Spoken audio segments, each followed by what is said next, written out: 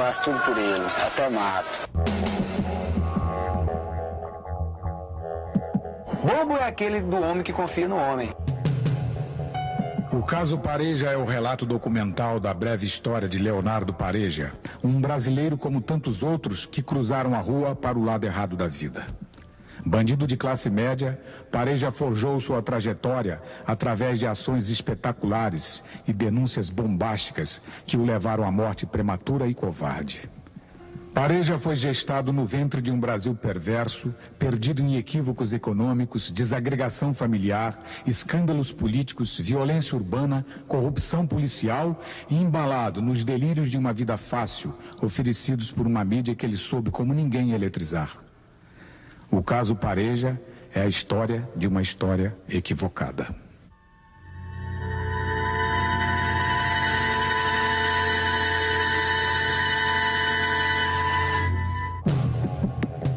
Eu era um verdadeiro mimado pelo meu pai. O perigo é que me faz viver. Ninguém fala porra nenhuma! Todo mundo quer dar tiro, porra! Vamos lá! Um bandido até pé de chinelo. Desce! Desce, Cris! Desce, Cris! Eu agora me eduquei dessa maneira e não tem como você deseducar. Acabou.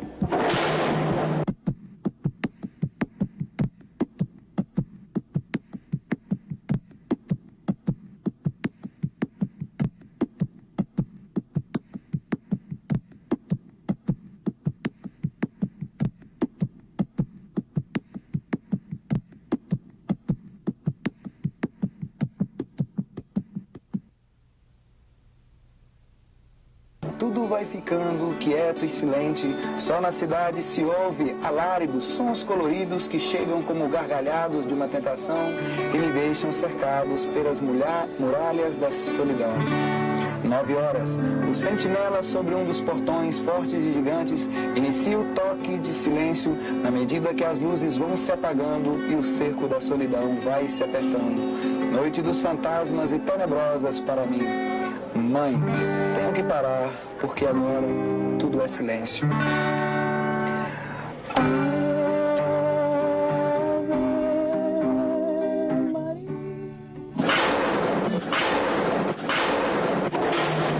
O Léo, quando criança, era um menino normal, muito ativo.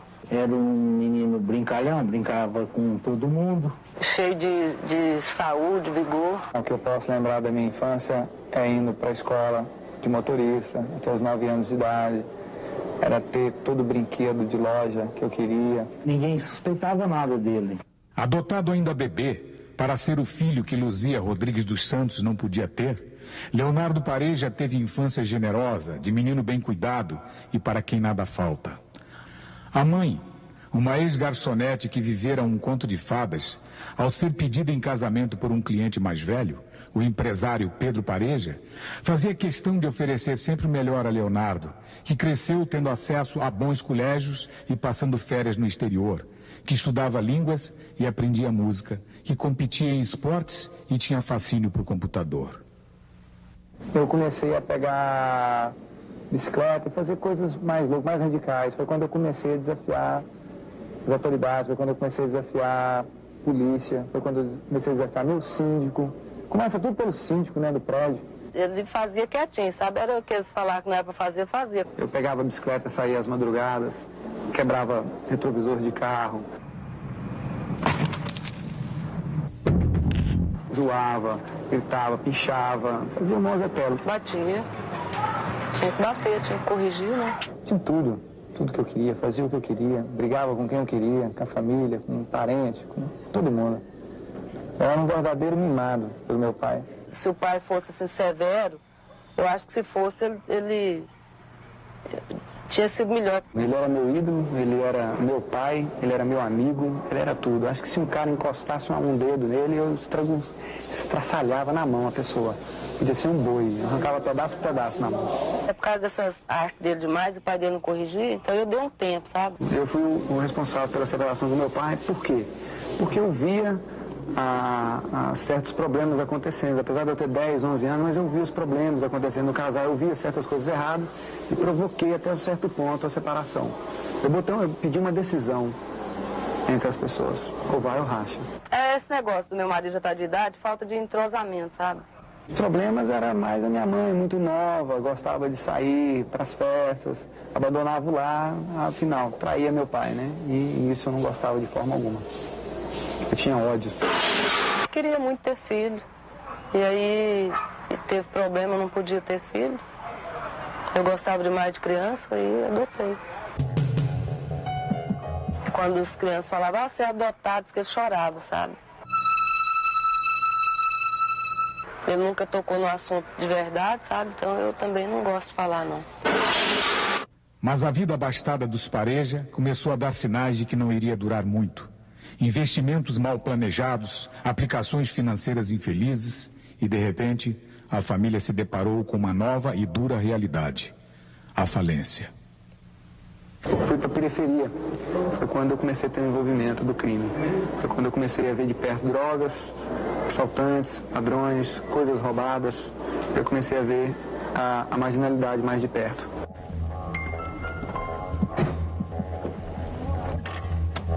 Desce! Pelo amor de Deus, eu tô de cinto, pelo amor de Deus! Desce, solta o cinto e desce. Vai! Desce! Desce! Desce, Cris! Desce, Cris! Quando eu conheci o Gildo, na periferia, eu tinha que ter um seguidor. O seguidor era ele, era o Gildo. Meus outros colegas da periferia eram iguais a mim. Não tinha um que me superava, eu superava a todos. Então o Gildo me superava, ele era corajoso, ele era ladrão de carro, brigava com todo mundo, ele andava armado. Então o que é aquilo ali? Era uma qualidade, um defeito. Para mim era uma qualidade, ele já roubava carros, eu andava nos carros roubados, nas motos roubadas. De repente, ele ainda, de menor ainda, ele começou a aparecer com moto grande lá, coisa sofisticada, moto bonita, carro. Ele que me apresentava, ele que me levava nas rodas. Aquilo eu estava entrando naquele mundo. E ele me colocou. E depois eu superei ele 20 vezes. Quando soube das primeiras coisas, Deus me livre, sofri demais. A primeira vez, muito medo. Medo, apavoramento total. Em você disparar um revólver contra uma pessoa, né? Principalmente contra a polícia. Foi muito apavorante. Foi com 17 anos também. Foi estranho. Mas depois eu sentei, conversei com meus amigos que já tinham feito aquilo e tal, e tudo ficou tranquilo, tudo ficou uma maravilha. Aí comecei a controlar aquele tipo de coisa. Fiquei preparado para a segunda vez. Começou a aparecer polícia atrás dele, né? E todo mundo já ficou desconfiado daquilo. Eu agora me eduquei dessa maneira e não tem como você deseducar. Acabou.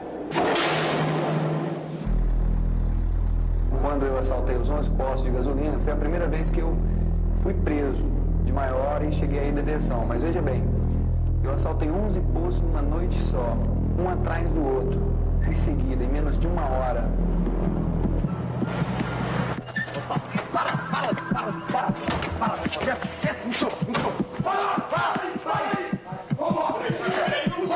Cadê o dinheiro? Cadê o dinheiro, porra? Deita, porra, deita!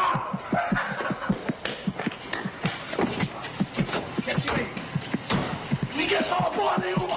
Todo mundo quer dar tiro, porra! Vamos lá! Eu fiz um verdadeiro salseiro de Goiânia. Botei a rota todinha pra andar atrás e eles não me pegaram. Parado! Deita! Deita! Dá o dinheiro! O dinheiro! Deita! Deita, porra!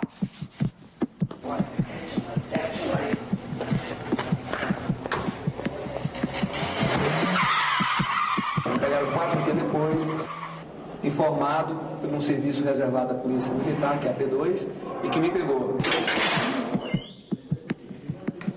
A escalada de Leonardo Pareja no mundo do crime foi rápida. O menino mimado, que gostava de brincar de contestar a tudo e a todos, tinha um novo desafio que o fascinava: transformar-se em bandido mito, inteligente e invencível. Eu uso documentações falsas, eu nunca posso me usar.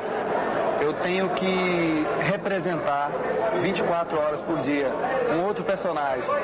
A diferença de um filme, de uma novela, é que eu tenho que representar e não posso falhar. É rápido demais, né, o cara, né? Eu tenho pra ver mesmo. Eu tenho que interpretar até o fim. Machuca a vítima também, né? Se eu sou realmente perigoso, se eu ajo com agressão física. Desconheço qualquer crime praticado qualquer violência praticada pelo Pareja contra suas vítimas. Por favor, licença do seu carro, eu vou roubar ele agora. Você não assalta ninguém falando desse tipo. Então você tem que falar, saia daí, rapaz, desce daí que é um assalto, desce logo. E aí ele desce, metendo a máquina na cara, engatilhando, rodando tambor. Ele desce, mas nunca usei de agressão física numa pessoa. Nós dois é bom assaltante na rua, assalta demais. Nós fizemos mais de 30 assaltos, né, dentro de 25 dias que eu fiquei junto. Sempre firme, nunca deixar de ser firme, quieto, parado, né? Não mexe, cabeça no chão, mas sem usar, sem agredir moralmente a pessoa. O Leonardo Pareja é uma pessoa que é capaz de falar dos seus delitos, dos seus erros, né? Mas essas palavras são meras abstrações, porque, na verdade, ele não sente menor culpa ou remorso daquilo que ele faz. Ele é capaz de atos como matar sem sentir culpa, né? Ele não matou porque não era conveniente, porque não teve uma situação de pressão para que ele chegasse a esse ponto. E porque ele pensava que, não matando, ele teria uma imagem melhor. Quer dizer, o desejo dele estava a serviço dele mesmo o tempo inteiro. Ele não estava preocupado com o outro, ou com a sociedade, ou com as pessoas.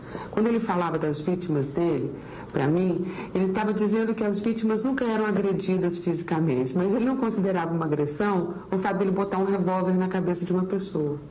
E a gente sabe que isso é uma violência muito grande. Eu sou humano com quem é humano e sou cruel com quem é cruel. Em Minas Gerais e Tuiutaba, houve um assalto, onde eu entrei dentro de uma casa e as vítimas começaram a gritar, pelo amor de Deus e tal, aquela coisa. O que eu fiz? Eu peguei um violão durante o assalto e comecei a tocar. Falei, não, peraí, fica calmo, eu vou tocar. Eu pedi pro Charles ver, desativar o alarme, mais o dono do carro, e fiquei tocando violão para as 3 meninas que estavam gritando. Nenhuma carta pra lembrar, nenhum anjo pra me ajudar. Será que você me esqueceu? Eu não sei, eu preciso só saber. Nenhuma carta pra lembrar, nenhum anjo pra mim. Aí a gente zoando, as meninas olhando assim, eu pipoca comendo e eu lá tocando violão. E a arma em cima da estante. Larguei o violão do lado, peguei a minha pistola e o que aconteceu? Peguei a minha pistola e cheguei. Quando eu vi, a polícia estava cercando e dando tiro no Charles, e o Charles rendendo o tiroteio. Eu entrei dentro do Santana, já tinha desativado o alarme, saí trocando tiro, metendo bala na polícia, já mudei a minha feição totalmente. Eu estava uma pessoa carismática com as minhas vítimas, humanas, e agora já mudei para cruel junto com a polícia. Se for preciso matar quem precisa, eu mato.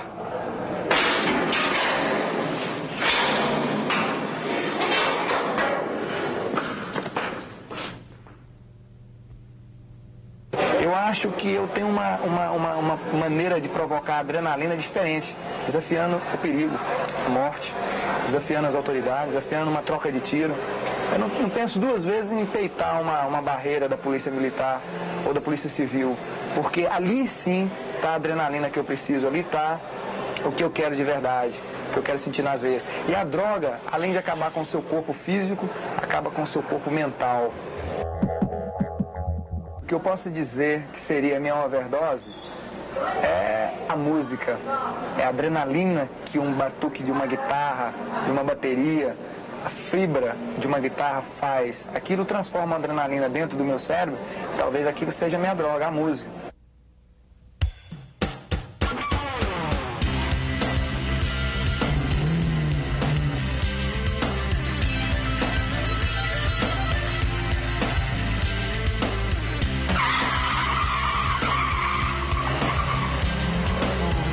O que eu posso sentir quando eu estou ouvindo uma música dentro de um carro é um poder absoluto de comando e de coragem. Ali eu assumo o personagem de qualquer situação de ação. Eu assumo e me transformo. No momento que eu saí daquele loco de música, aí sim, parece que joga um balde de água fria. Eu acho que se eu fosse assaltar um banco, eu teria que entrar com o Walkman da banda Guns N' Roses. Eu não estava nem, eu esperava a Rotan chegar, só para trocar tiro com eles. Ouvindo tudo a lá Guns N' Roses, armas e rosas, né? Metia bala nele e depois deixava um buquê de rosa. Aos poucos, com habilidade mental capaz de manobrar até as próprias psicopatias, Leonardo foi dando vida a um personagem que o acompanhava desde as primeiras fantasias infantis. Começava a tomar forma o mito do bandido de bons modos, inteligência acima da média e que, mais do que tudo, deveria ser respeitado pelos comparsas de crime por ter caráter. Olha, para ser bandido, para ser um bom malandro, você tem que ter caráter. Aí a pessoa se pergunta, porra, mas vagabundo não tem caráter? Tem. O caráter do vagabundo, do malandro, é o caráter de não acaguetar, o cagueta, o safado, sem vergonha. O caráter de dar a palavra e cumpri-la. O caráter de ser homem na hora de apuro junto aos seus companheiros dentro de presídio. Esse é o caráter da malandragem, do bandido. Se você promete uma coisa, por mais impossível que ela seja, você tem que cumprir. Em 92 eu cheguei na cadeia, com 1 mês e 4 dias eu fugi da detenção, junto com ele. Quebrei meu pé, ele ainda me carregou, que nós pulou do prédio, entendeu? Era alto demais. Aí eu quebrei o pé. E o único que estava são era eu. Aí ele olhou para trás e procurou o que tinha acontecido comigo. Eu falei, não aguento andar não, meu pé quebrou. Aí ele falou, não, então pendura no meu ombro. Me carregou. Aí foi pro gelo, onde que vende gelo, entendeu? Aí depois ele veio com um táxi e me deu minha liberdade. Tenho a minha amizade por ele e eu faço por ele o que ele faz por mim também. Dou minha vida por ele, porque ele já me ajudou demais. O meu preço é a confiança, é a amizade. Se me der confiança e amizade, esse é o meu preço. Mais nada. Faço tudo por ele, até mato. Precisa ser amigo meu para me comprar. Precisa me dar a sua confiança para me comprar. Dinheiro não me compra. A primeira vez que eu fui torturado foi com 15 anos de idade. Eu acredito que e posso afirmar que até bem pouco tempo, vamos dizer antes da Constituição de 1988, havia determinados setores da polícia que ainda usavam e utilizavam desse método. Eu fui torturado com pancadas, pontapés. Mas com essa Constituição e com a população brasileira se beneficiando da liberdade que existe na imprensa hoje e outros órgãos, mesmo não governamentais, que fiscalizam esse tipo de procedimento, essa tortura hoje não é cabível mais nos meios policiais. A preocupação de Pareja em manter a imagem de bandido leal aos seus colegas de crime acabou levando-o a Belém do Pará, onde foi levantar fundos para libertar um amigo de prisão. Era uma ação que sua imaginação fantasiosa considerava tranquila e terminou vivendo um pesadelo do qual jamais se esqueceria.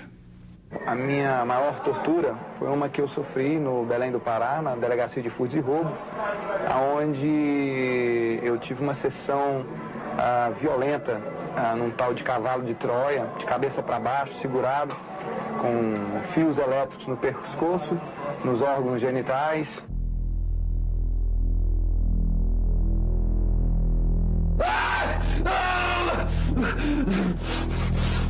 E porrada até mandar parar.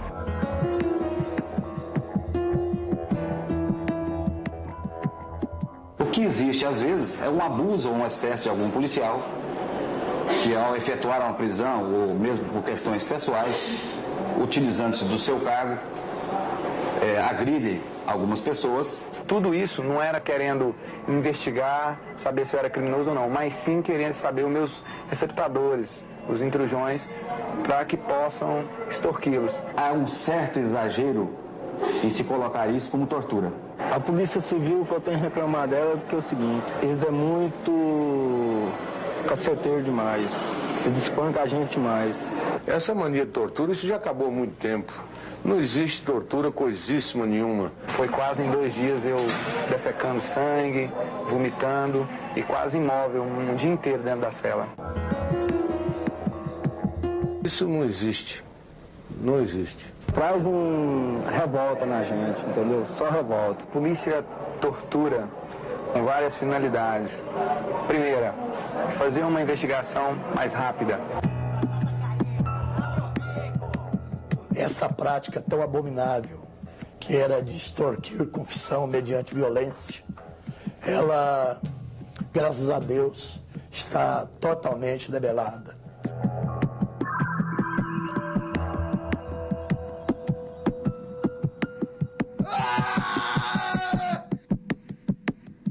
E uma finalidade também por dinheiro, que é extorquir as pessoas que estão envolvidas nos crimes paralelamente, em decorrer, vamos supor, um puxador de carros, ele tem um intrujão, ele é torturado para ele delatar o intrujão, para o intrujão não ser preso, e sim pagar uma propina razoável ao delegado e aos demais agentes que capturaram. Existe mais de 100 ladrões de casa aqui e não vem nenhum receptador. Você vê, os ladrões vêm, mas o receptador não, porque eles têm. E é lógico que eu nunca vou entregar os meus também. Isso aí é cravado. Quando eu cheguei na prisão lá do Belém do Pará, eu fui preso agora, fugitivo aqui do presídio, e eu entrei para a ala de ladrões de carros. Então, o que aconteceu? O Sérgio, o qual eu conheci lá, que estava preso por roubo de carro e latrocínio, falou o seguinte: olha, aqui você tem que aguentar a pemba, tem que ser macho, porque aqui eles arrebentam pra caramba. E a gente não curte ser vergonha aqui, não. Primeiro eles torturam o cara para saber se dá para fazer o acerto ou não. Se o cara aguentar o pau, arrebentar ele e tal, e ele não denunciar o que ele quer, aí eles fazem um acerto porque eles estão livres de negócio. Eles tinham um departamento lá de digitais e computador sofisticado. Bastava botar minha digital lá, saberiam que eu era fugitivo do presídio, saberiam que eu era fugitivo de outra detenção, saberiam que eu era um assaltante perigoso, saberiam que eu tinha fugido do hospital, mas não queriam saber de mim, eles queriam saber do dinheiro, dos R$4.000. Em notas de 100. É isso que eles queriam saber.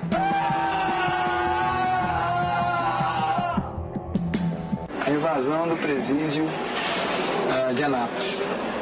Eu tinha dado a minha palavra para o Charles, que era um amigo que eu havia conhecido dentro do presídio, e te dar uma força de alguma maneira. Uma ajuda em advogado, uma ajuda em dinheiro, uma ajuda em aspecto que tirasse ele daquele lugar.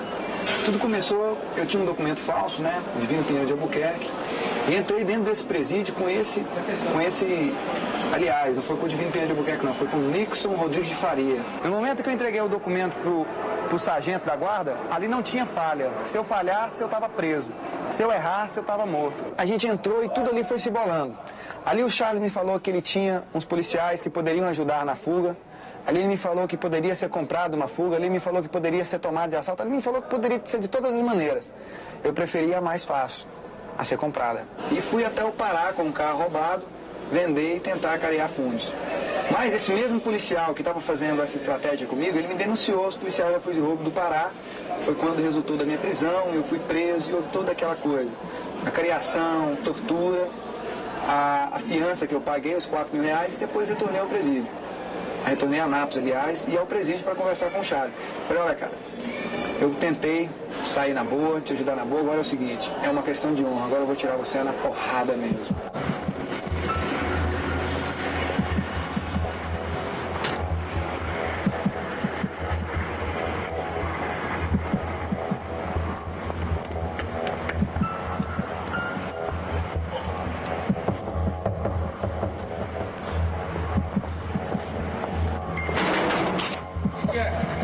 Eu vim trazer uma sacola pro Charles. O horário da visita acabou. Será que você pode entregar para mim?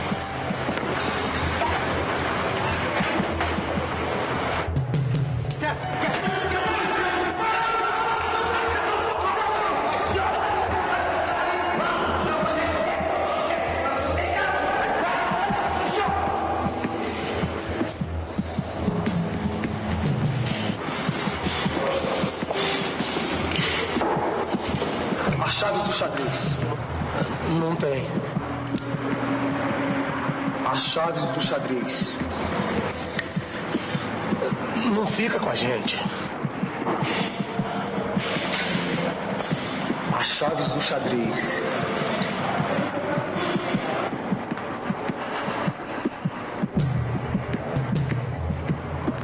o sargento.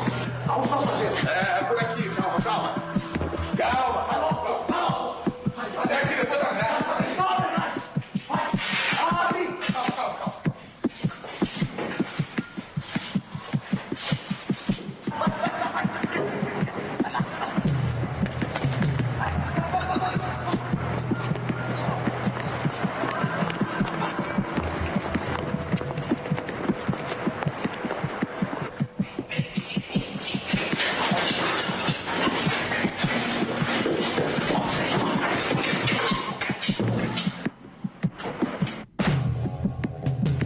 Quando eu invadi o presídio de Anápolis e o sargento reagiu, a primeira intenção era matá-lo, alvejá-lo na cabeça. Eu tinha pontaria para isso, não, eu preferi acertá-lo na perna. Mas se fosse necessário, eu daria quantos tiros fosse na cabeça.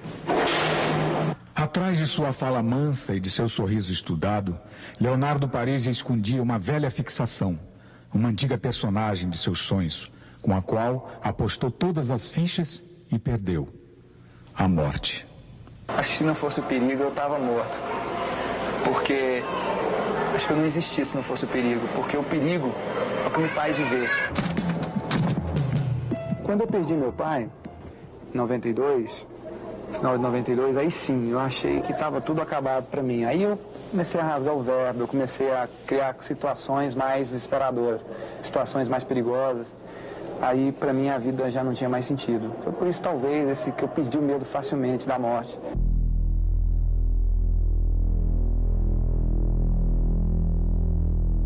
Eu acho que se eu colocasse uma tatuagem no meu corpo, porque eu não sou muito fã de tatuagem, não. Eu acho que eu colocaria uma tatuagem da morte. Desenharia a morte na parte esquerda do meu ombro, atrás. Aí, se alguém questionasse por que dessa tatuagem, eu falava, não, é para me lembrar que a morte sempre anda atrás de mim. Um assaltante ou um criminoso que prefere se suicidar, ele é um covarde. Se eu tiver um revólver, ele tem 6 balas, você pode ter certeza que todas 6 vão ser em cima da polícia.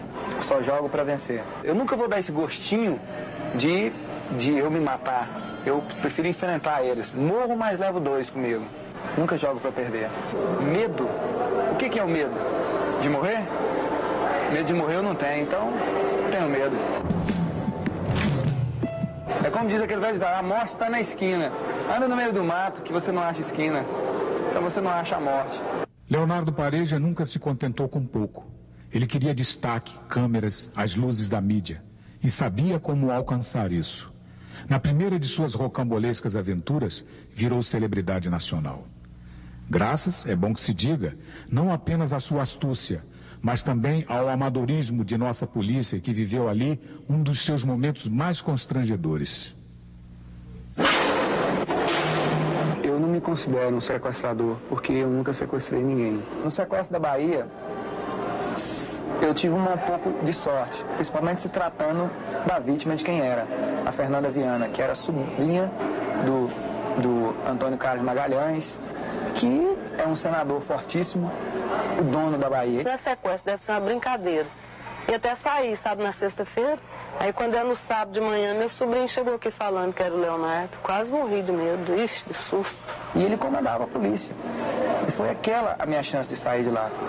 Se fosse uma filha de um operário, de uma senhora de casa, estava eu e a filha dela essas horas no cemitério. Aí que eu fui ver todo dia, toda hora, o tempo todo, um sufoco, né? Tinha saído nos jornais e telejornais que eu tinha molestado a garota, que eu tinha machucado ela, torturado, que eu tinha feito uma porrada de coisas, que eu era isso, que eu era aquilo. Olha, agora tá morto. E comecei a dar entrevistas ao vivo, comecei a dar flashes, comecei a mandar cartas para as televisões, e aí começou a fazer a inversão de valores. Todo mundo, a crítica fala inversões de valores, mas não, eu estava colocando os valores no seu devido lugar. Vai estar 24 horas na minha mira e meu reflexo vai estar todo virado a ela. Eu não vou apontar arma para ninguém, vai ser apontado somente para a cabeça dela. Se tentarem alguma gracinha, quem vai apertar o gatilho vão ser vocês. Colocando o verdadeiro valor da polícia, que são ladrões, corruptos, torturadores. Eu fiquei conhecendo o Leonardo, ouvi falar pela primeira vez no seu nome, após 20 e tantos anos combatendo o crime no meu estado, por ocasião daquela fuga bem-sucedida lá na Bahia. A minha ideia nunca foi sequestrar ninguém. Por ocasião daquela tentativa de sequestro. Eu nunca quis me envolver no sequestro justamente para fugir do crimes hediondos. Eu comecei a aprender como lidar com a mídia. Quando eu provocava a polícia falando que ia vir em Goiânia, eu poderia não vir. Mas eu telefonava para a rádio, desafiava a polícia e ia. Eu cumpria com o que eu falava para a mídia. Em uma das duas oportunidades que nós encontramos o Pareja, em condições de prendê-lo, ele mandou nos avisar. O mérito é da investigação da Polícia de Goiás. Saía a versão da polícia. Eu entrava nas rádios e dava a minha versão. As duas fugas que ele empreendeu, que logrou ludibriar a Polícia Goiana, ele contou com o fator sorte. A imprensa foi moldando a critério dela e eu fui moldando ao meu critério. E se formou Leonardo Pareja. As denúncias de Leonardo Pareja sempre envolveram um ponto polêmico quanto ao papel das instituições no Brasil, a corrupção policial. Ela é inteligente demais, porque ela anda com crachá para roubar, ela anda com um passaporte livre para assalto, extorsão, sequestro, tudo. Eles são inteligentíssimos, né? Porque eles roubam e são impunes. A polícia, eles têm um clã, uma máfia. Na verdade, os intocáveis não é mais o Al Capone e a sua gangue, são eles. Os intocáveis é a Polícia Civil. Aqui na Polícia Civil, os casos de desvio de conduta na nossa administração, como nas anteriores, são combatidos rigorosamente. Os chefes desses intocáveis é conhecido como Hitler Mussolini. Olha o nome do homem, diretor-geral da Polícia Civil. Acho que corrupção, de forma generalizada, existe em todo o setor da vida pública brasileira e na iniciativa privada. E Abdul Seba, nome de água, aqueles torturadores, carrasco mesmo. Onde é que não existe corrupção? Abdul Seba, ele é um deputado federal, delegado, um dos maiores matadores do estado de Goiás. E o Hitler Mussolini é o que abafa todo esse tipo de escândalo da Polícia Civil. Isso foi uma aberração, inclusive dita pelo Pareja, numa mal-sinada entrevista dada lá no 7 BPM. Essas pessoas manobram a Polícia Civil da maneira que eles quiserem. Assaltos, encobrem policiais corruptos, policiais assassinos. Ele foi induzido a dizer aquilo. Desconheço totalmente isso aí, nós nunca cobertamos absolutamente nada. Falando que havia corrupção na Polícia Civil. Corrupta. A Polícia Civil é corrupta, né? E quem acobertava essa corrupção era a cúpula da Polícia Civil. O Abdul Seba, com o seu jeitinho, anda lado a lado com o governador Marquito Vilela. Cobertar não tem jeito. Em primeiro lugar, eu não sou corregedor de polícia. Eu não sou secretário de segurança. Eu dava assistência e cobertura aos policiais que trabalhavam comigo, mas dentro do direito da lei. Isso mais foi uma busca, que é uma constante dele, de auto se promover. E a espécie humana é a Polícia Civil. Saíram de transferência da Metropolitana para cá de prisão provisória 2 assaltantes e um estrupador. O carro foi interceptado e mortos, todos 2 assaltantes. Mentira. Isso foi a polícia, foi uma armação da Polícia Civil. Nós sempre trabalhamos como delegado, graças a Deus, um delegado policial de linha de frente. E começou a ser divulgado na televisão. Aí foi onde que agiu o doutor Hitler Mussolini e o Abdul Seba. Eu não acobertar que crimes. Onde eles pressionam as redes, pressionam a Jami Câmara, pressionam a TV Serra Dourada, pressionam o Popular, pressionam o Diário da Manhã e falam, não toca isso no assunto não, quieta para aqui, quieta aquilo. E na pressão, tudo se é abafado, né? Nem no canhoto de um jornal não se fala mais nisso. No submundo do crime, ele é um marginal inexpressivo. É essa o clã que eles têm. Eles fazem e abafam. Ele é um bandido até pé de chinelo. O dia que Hitler Mussolini e Abdul Seba forem eliminados da Polícia Civil, a Polícia Civil acaba. As polícias civis são todas corruptas, né? Não tem mais ninguém para segurar o peido. Polêmico e hábil, Leonardo Pareja tratava sempre de conduzir a discussão para um ponto controvertido. Até onde vai, afinal, o poder da polícia?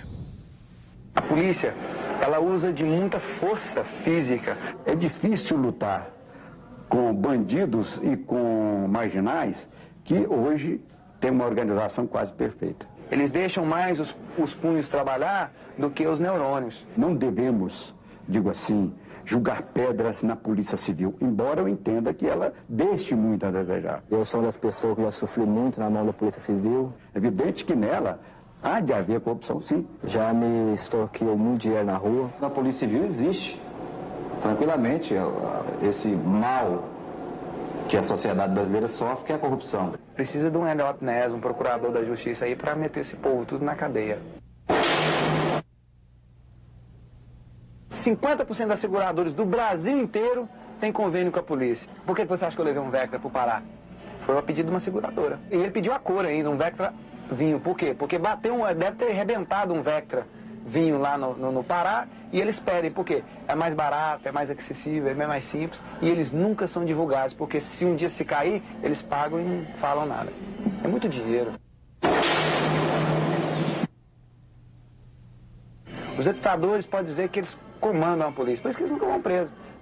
São 480 homens aqui no CEPAG, me dá um receptador aqui dentro.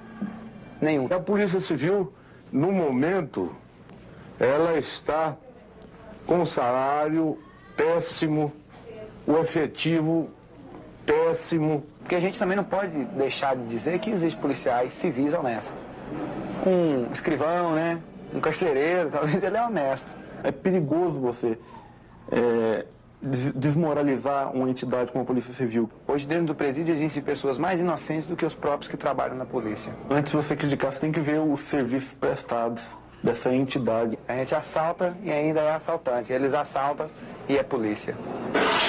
A militar ela é mais organizada. Ela tem você mata um PM, aparece 10. Você mata 10, aparece 100. A civil não, você mata um, sai todo mundo correndo. Quanto à Polícia Militar, eu acho que ela já tem uma organização melhor. Olha o exemplo. Em Tutaba, eu venho numa perseguição de Tutaba a Tapaciguara. A gente passa a primeira barreira, bala 3x4, tiroteio, vidro quebrado. Na segunda foi maior e eles estavam lá. Embora o seu contingente seja bem grande, a verdade é que dentro dela a corrupção é bem menor. Se eles põem a mão na gente, se a gente tiver um dinheiro para sair, eles não pegam, eles levam a gente para cadeia. Isso por causa da hierarquia. Eu prefiro um confronto com a Polícia Civil do que com a militar. Eu estava no sequestro na Bahia. Durante a perseguição, eu saí no Monza 2.0, MPFI, que é rápido, principalmente quando é álcool. Mas, ao contrário, eles estavam em carros muito mais rápidos do que eu. Condições de trabalho, não tem condições, não temos viatura. Isso é uma mentira, porque todos os carros eram importados e roubados de vítimas, que aí eles pegavam e eles camuflam os carros nos pátios das delegacias. E o que acontece? Quando precisam, eles vão lá e usam, mas nunca informam o dono. Não tem armamento. Para pegar um rapaz com uma 765, eles usavam metralhadoras 9mm, FAUs, AR-15, só pistola de última geração e não conseguiram. É porque eles não têm peito. Depois veio dar desculpinha, não tinha carro, tava de carroça, tava de Mangaré. Eu tava correndo a pé. Se eles não tinham carro, eu tava correndo a pé. Estamos comprando 30 coletes, que a Polícia Civil não tinha nenhum. Lá na fazenda, desceu 40 homens, mas eu meti uma bala pra trás, eles patinou tudo, deitou tudo no chão assim, virou 40 homens barbados deitados no chão. Espero comprar armas sofisticadas, carros diferenciados. Tinha uma moitinha, aí eles achavam que eu tava dentro da moita. Sai daí. Não sai. Eles cercaram a moita com 10 e não teve um homem para entrar dentro da moita. Preferiram dar tiro lá dentro. Quer dizer, se eu tivesse lá dentro, eles tinham me matado. Aí o que eles iam falar para a sociedade? Que eu tinha reagido à prisão. Mas não, é porque eles não têm coragem de te render, de te prender. Eles atiram com medo de você. Atiram de medo. Dentro do CEPAG, o Leonardo Pareja fazia questão de demonstrar tranquilidade e de evidenciar que ali não tinha razões para preocupar-se com sua segurança. Aqui dentro você tem uma rotina de proteção. Segurança é o seguinte, é ficar sempre atento, de olho nele, né? 2, 3 do lado dele direto, 24 horas. Ninguém sabe o dia da manhã aqui dentro. Quem não sabe o que vem, né? Os caras têm recalque do carro e tudo, né? Tem recalque da gente que anda com o cara também, né? A minha segurança aqui é o que eu te falo, é a amizade que vive em volta de mim, são os meus amigos em volta de mim. Nós todos 7 andam armados. Nós tem as travas dentro da cela com os cadeados por dentro, porque recalcado aqui é o que não falta. Tem uns caras aqui que gostam de assaltar, de roubar, então nós não permitimos isso aí. Nosso domínio da cadeia é pela paz, não pela morte. Bobo é aquele do homem que confia no homem. E eles sempre estão armados e nunca vão desarmar. No dia 15 de março de 1991, o coronel Nicola Limonge Filho assumiu a direção do CEPAG. Durante os 5 anos e 15 dias que permaneceu como diretor, Limonge foi duramente criticado por sua administração. Em 1995, envolveu-se em sérias trocas de acusações com o então juiz da 4ª Vara Criminal, Isaac Stenka Neto. O clima tenso no presídio se agravou. A situação era insustentável.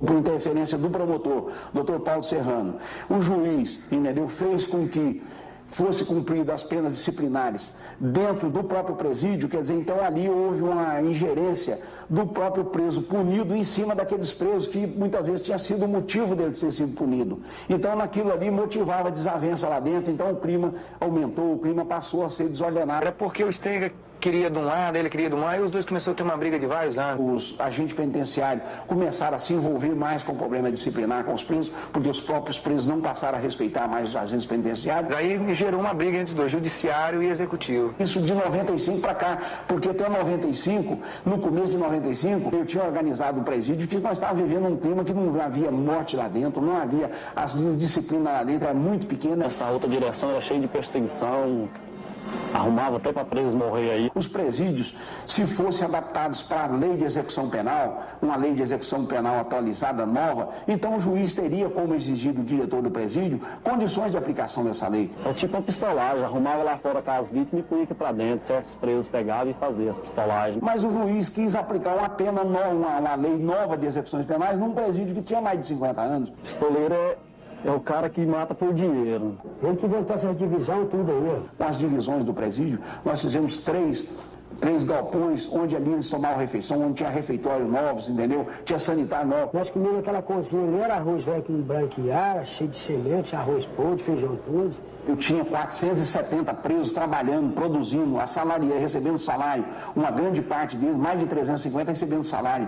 E outros que não recebiam salário, mas recebiam participação na costura de bola e costura de calçado. Ele xingava todo mundo, xingava a mãe da gente. Eu sempre respeitei os presos lá dentro como um ser humano. Falava que preso não prestava. Conhecido mais como nazista, né? Punha a tropa dele aqui dentro, punha a gente pelado, desmoralizava todo mundo. Eu não fui um oficial rígido, eu fui um cumpridor dos meus deveres e não tive perseguição nenhuma. Qualquer coisinha mandava roteiro entrar aqui dentro, zoar todo mundo, com cachorro, tudo aí dentro. Aí. Para falar que eu mandei espancar, que eu mandei bater, isso nunca existiu no presídio. Ele era uma pessoa que abusava do seu poder. À medida que chegava aquela ocorrência para mim documentada, em cima daquele documento eu encaminhava ao conselho disciplinar. Adoravam ele. O conselho é que determinava, recolhe ele por 5 dias, recolhe ele por 20 dias ou por 30 dias, e aí então eu fazia uma portaria punindo ele com aquela punição de tantos dias de isolamento. O castigo previsto na lei de execução penal, máximo 1 mês. Diz que eles ficavam lá sem ver a luz do dia 6 meses sem receber família.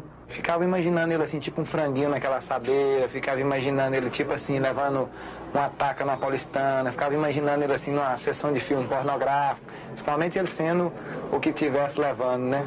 E isso também é um juiz de execuções que deveria estar sempre presente lá e ciente disso, também não estava. Quer dizer, é culpa concorrente. Não adianta você fazer boa alimentação para eles, você fazer boas acomodações, você dar trabalho para eles, você facilitar a visita da família, nada serve para eles. De 5 anos que eu fiquei preso aqui na direção dele, ele desceu aqui uma vez. Em 5 anos, eu devo ter descido 200 vezes, 500 vezes, não sei quantas vezes eu desci. Isso mesmo foi por causa de uma política aí, que tinha um parente dele, não sei se era irmão dele ou quem que era que estava na política, ele desceu para distribuir uns folhetos, pedindo para a família do preso votar. O diretor que não entra num presídio e conhece cada preso, eu acho que ele não está cumprindo a função dele. Eu perdia tempo demais com o preso, porque 99% do que o preso vinha me falar era mentira. Afinal de contas, ele está lá para administrar o presídio da melhor forma possível. Com aquilo eu vi que eu estava perdendo muito tempo, quando eu podia deixar aquilo para os meus advogados até olharem o problema deles, certo? Nós fizemos várias reivindicações para ele sair, né? Baixa assinada que fizemos para ele sair, não saía. A principal coisa que os presos reivindicam, eles não reivindicam, eles lutam por ela, é a liberdade. A liberdade eu não posso dar. Uma vez aqui no presídio ele entrou em intervenção. E o que aconteceu? Iris Rezende, Marguerite Vilera segurou ele aqui. Por quê? Padrinhos, né? Política. E eu já tenho conhecimento de presos que não estão satisfeitos com o que está acontecendo hoje, que acham que na minha época era melhor. Todas as experiências que eu já vivi, né? A do Coronel Limonge foi a pior de todas elas. Eu tinha lá uma população de mais de 500 homens que me admiravam, eu recebia carta deles, entendeu? Me elogiando, que eu tenho isso guardado comigo. Amavam ele. Tinha 2 aqui, estrupadores, que queriam casar com ele. Tanto que amava ele. Agora eu tinha uma minoria de que praticamente essa era contra mim, entendeu? E falavam mal de mim. Todos eles, à unanimidade, reclamavam do diretor. Do primeiro dia que eu entrei no presídio até o último dia, minha conduta foi uma só. O Stenka denunciou várias atrocidades do diretor da penitenciária e o que estava acontecendo aqui dentro. Um se mostrava completamente revoltado com o outro. Essa animosidade de parte a parte, com certeza, contribuiu efetivamente para a rebelião do Sepaigo. Se montou uma comissão para vir ao presídio verificar as condições. O juiz das execuções, Dr. Stenka, que era obrigado a frequentar o presídio, digo assim, quase que mensalmente ou até quinzenalmente ou até mais, passou praticamente 5 a 6 meses sem ir lá. E os presos sabiam de todas essa visita e começaram o questionamento sobre a rebelião. E aí, Léo, eu era questionado 24 horas sobre a rebelião. Com essa falta de fiscalização do juiz, abriu campo para que não só o diretor da penitenciária, Nicola Limonge, como outros fizessem, na verdade, o que queriam lá dentro. Já havia uma certa vontade do pessoal tomar o pessoal de refém para negócio de rebelião, não para fuga. Foi aí que eu resolvi, por uma questão de consciência do dever a ser cumprido, do qual eu nunca fugi, de ter que ir ver pessoalmente, in loco, o que existia, se quem tinha razão era o juiz das execuções, ou se quem tinha razão era o diretor da penitenciária. Cheguei a falar, ulalá, porque eu vi certas pessoas, eu vi mais de 8 juízes, eu vi coronéis, eu vi diretores e principalmente o desembargador Homero Sabino. A gente não sabia o valor dos reféns. Quando nós chegamos conversando com eles, nós sabíamos que era liberdade na certa. O Limonge, ele armou um tumulto maior. Assim que ele ficou sabendo que o desembargador viria até o presídio, mas ele armou um tumulto maior, chamou mais coronéis, chamou juízes da política dele, para tentar intervir certas coisas. Ele acabou, foi temperando o prato do pessoal aqui, que estava muito apetitoso. E no cumprimento do meu dever, eu cheguei à triste conclusão que tanto o juiz das execuções como o Nicola Limonge iam muito mal, um na direção e o outro na vara das execuções. Minha Nossa Senhora, a pele fina do saco da justiça entrou dentro do presídio.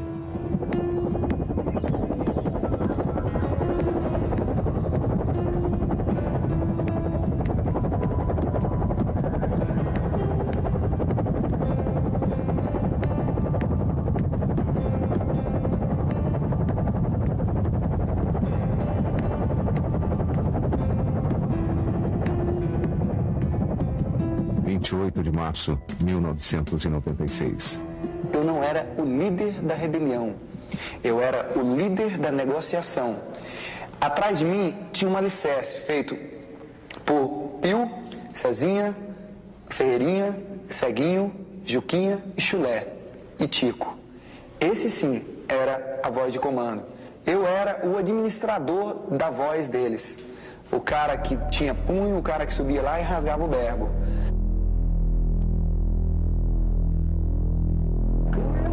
Senão todo mundo andava armado, tudo quebrado na cadeia, fogo para tudo quanto é lado. Foi possível notar que aquilo era uma rebelião desde os primeiros momentos.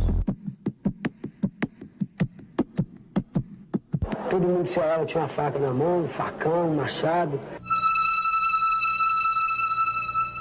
Eram momentos de suprema agonia. O que tinha de homem correndo, com um pau na mão, chucho na mão. Eu mesmo quando peguei o machado naquela cozinha ali. Sai correndo e de repente você vê aquele monte de presidiário com um pedaço de pau na mão, que lá é um baque muito grande.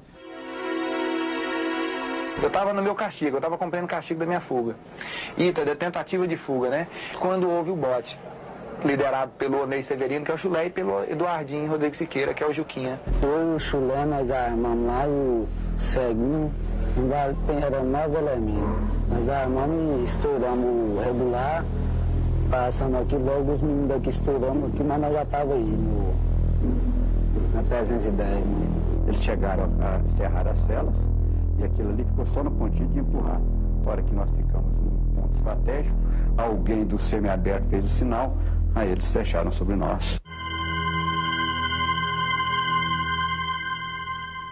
Nós estávamos lá dentro, naquela confusão ainda, aí eles lembraram de mandar buscar o Pareja. E o Pareja teve dificuldade de sair daquela cela dele, porque se for quebrar o cadeado, era um cadeado reforçado. Estourou a rebelião, as alas B e C estavam abertas, não estavam fechadas, eles só fecharam a A.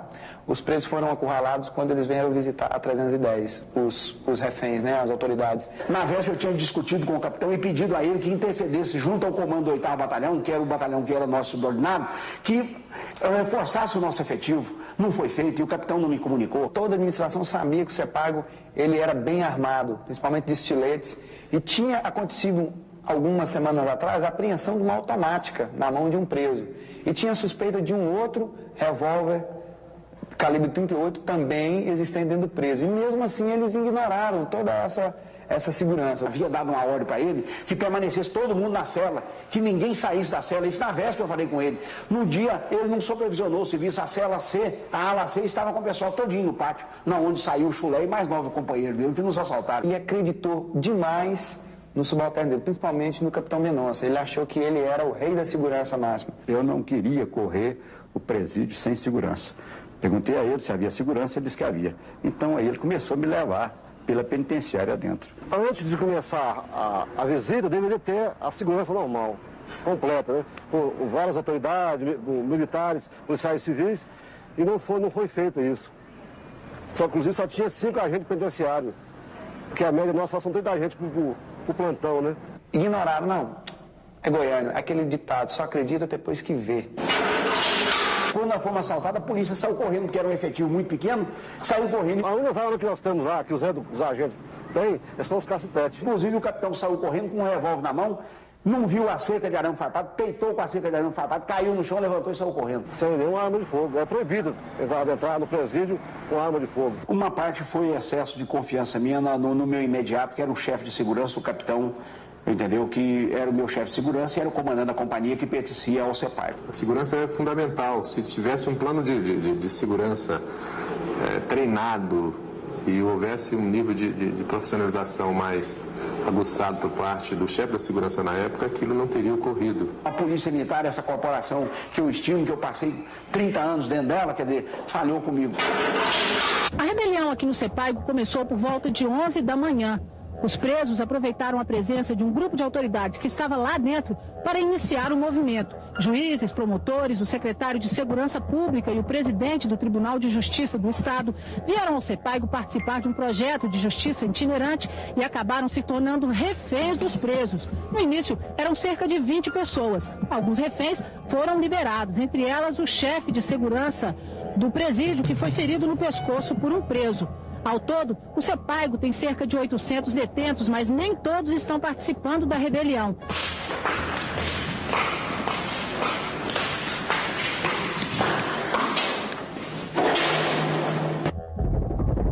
O helicóptero chegava, eles me pegavam, arrastavam e me punham, me expondo pro helicóptero, porque os caras do helicóptero com um fuzil lá, eles mandando atirar em mim. Eu, o subtenente Moura, o Moura foi arrastado não sei quantas vezes, porque nós aqui, os dois que manobravam com o policiamento lá dentro, que tinha força com a polícia militar, então eles usavam a gente. Arrastamos o diretor, o Limonge e o tenente Moura até perto do muro e eles mandaram recuar o helicóptero. Todo mundo queria um pedacinho dele, um pedaço do fio do cabelo, da orelha, do nariz, do pé. Queria estraçalhar ele. Acho que se cada preso tirasse um pedacinho dele, ele saía daqui desintegrado. Se ele tivesse ido comigo, eu tinha sofrido demais. Ele teve vários maus tratos no começo. Ele levou algumas pancadas, levou algumas humilhações. Se fosse eu não tivesse ficado com ele, eu tinha morrido. Os presos sempre não perdiam a oportunidade de taxá-lo de diversas coisas, de que ele era nazista, que não era possível com que o governador deixava um homem daquele permanecer na diretoria. Eu falava, preservem a vida dele. A vida dele é a mais comentada lá em cima, porque todo mundo sabia que ele era um carrasco. Quando você vê a unanimidade, aí é difícil você não desconfiar. Eu ponderava, o Limonge tem que sair. E eu tinha total negatividade de todos. Ninguém, não sai, ele vai sair comigo, porque a hora que sair eu vou matar ele. Eu falei, não é assim. Ele teve uma predominância muito forte em cima dos outros presos. Eu comecei a convencer o pessoal de elite, que era o comando da mesa redonda, para eles convencerem os demais. Foi quando eu falei, olha, a gente só ganha a parada se o Limões sair daqui. O que havia de revolta, havia um preso chamado Zezinho, que tentava, às vezes, chegar perto dele, falou, olha, se não fosse aí o Pareja, outros, eu queria te fazer igual eu fiz numa madeira ali. Eu queria cravar 100 facadas e sairia com a consciência mais tranquila do mundo. Porque o senhor agora aqui está bonzinho, mas as atrocidades que o senhor fazia, o senhor agora esqueceu, está bonzinho, etc tal, etc tal. Porque eu falei que no momento que se derramasse uma vida de refém aqui, o cara que matasse, ele morria. Eu não quero aqui, digo assim, ornar o personagem Pareja, entendeu? Mas eu sou um homem que gosto da verdade. Eu sou um homem sincero, entendeu? E ali dentro eu senti uma coisa. O Pareja, que na verdade tinha o ódio, mas o ódio mesmo do Nicola Limões, ali dentro ele conseguiu contornar toda a situação para que o Nicola Limões não sofresse nada. Foi quando eu consegui o consentimento de todos que estavam na mesa redonda a liberar o Limões. E ele viu isso claramente, ele viu isso diretamente, ele viu isso na pele, ele sentiu na pele. Quando eu saí do presídio, eu falei que eu devia primeiramente a Deus e segundo ao Pareja.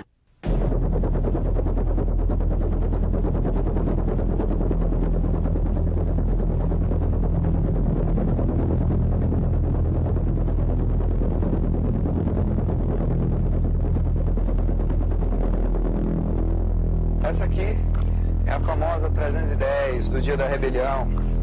Aqui a gente conseguiu reter grandes personalidades, coronéis, juízes, desembargadores.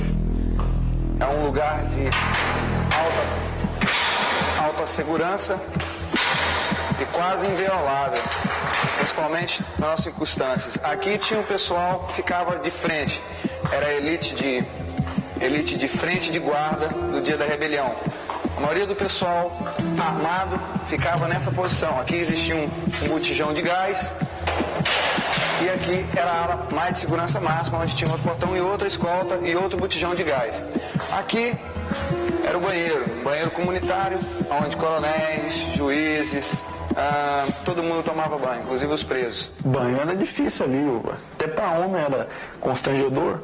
Aqui era uma cela de refém, onde ficava o juiz Luísio, Zacarias, alguns motoristas e o chefe da cela, que era o Ceguinho, e na nossa cela, a cela 7. Aqui era a cozinha, onde tinha o nosso chefe, que era o Pamilondas, que comandava a cozinha e tudo o que a gente comia dia a dia. Arroz, feijão e macarrão, quando podia. Essa cela aqui era uma cela de descanso para os rondantes. E o chefe dela era o Esquilinho, que tomava conta dos rondantes que faziam guaretas, que subiam e descansavam. Era a cela do descanso. Essa cela, ela era ocupada pela juíza Maria da Graça, pela juíza Maria do Fortunato, juíza Averlides e o juiz Fábio Cristóvão. Uma cela. Essa cela era a cela do QG, a qual ficava o que deu início a todo esses 7 dias de detenção, que é o Juquinha, um dos líderes da rebelião e que tomou tudo. Mais à frente nós temos a cela do diretor da penitenciária, o secretário de Segurança Pública e algumas advogadas. Era uma cela também de estratégia, eram os reféns mais valiosos que ficavam no fundo, como o secretário de Segurança Pública, o diretor, o major Djalma. E por fim, uma das celas mais cobiçadas era a cela 10, a cela onde existia o coronel Juarez, o tenente Submoura, meu advogado Natanael, o Aldo e a nossa excelência o desembargador Homero Sabino, que ficava Aqui. Na primeira noite, ninguém imagina o risco, o medo, o pavor que nos invadiu. Eu achei que eles iam me fazer naquela noite. Na minha cela, mais de 30 drogados, com todo tipo de arma branca, soprando maconha, soprando, cheirando cola. Dentro da cela, aquele cheiro de maconha lá dentro, eles fumando, e lá não podiam falar nada. Até o terceiro dia eu não encontrei com Pareja. Depois do terceiro dia em diante é que eu comecei a ter um relacionamento mais estreito. E ele começou a traçar os planos, os programas lá de como é que ele devia, a escala de vigilância foi elaborada por ele. Tem que existir uma hierarquia. Tem que existir uma maneira de você lidar com a negociação. Começando a dar ordem. Eram ao todos mais de 40 presos. Não tinha como eu subir lá de cima depois de horas de negociações e dar explicação a 43 presos. Mandou buscar o gênero alimentício e pôs numa cela junto conosco toda a disponibilidade de alimento que ele encontrou dentro do presídio. Eu fui diante a um grupo, mas a Orlando eu falei, eu vou nomear aqui cada líder de cada cela. Foi quando eu pedi que um representante de cada cela com refém fizesse uma mesa redonda. Foi onde entrou o Newton Dias Pio, que estava na cela do desembargador Homero Sabino e era um dos líderes da negociação. O Chulé, que estava na cela do secretário de Segurança Pública e do diretor da penitenciária. O Wagner, que era o ceguinho, que estava na cela do juiz Zacarias, Aloísio e alguns motoristas. O Tico, que estava na cela da juíza Maria do Fortunado, Maria das Graças, a Verlides e o juiz Fábio. Na realidade mesmo, não tinha certeza nenhuma se a gente saísse ou se não saísse. Mas só que a gente já tinha decidido assim não se entregar. Um outro preso, que era o Eduardo, que era o Juquinha, que ele era mais um líder de frente. Tinha o Ferreirinha também, que ele era um dos líderes da cela do Gilberto, do diretor do fórum. Eu falei bem diretamente do Homero Sabino, ele era um desembargador e aqui haviam motoristas e todos seriam tratados da mesma qualidade. A rigor não houve tratamento diferenciado. E eles foram bons demais conosco, não deixou faltar água nem comida. O desencontro da polícia, a armação da polícia era tão grande que eles não tinham controle de nada.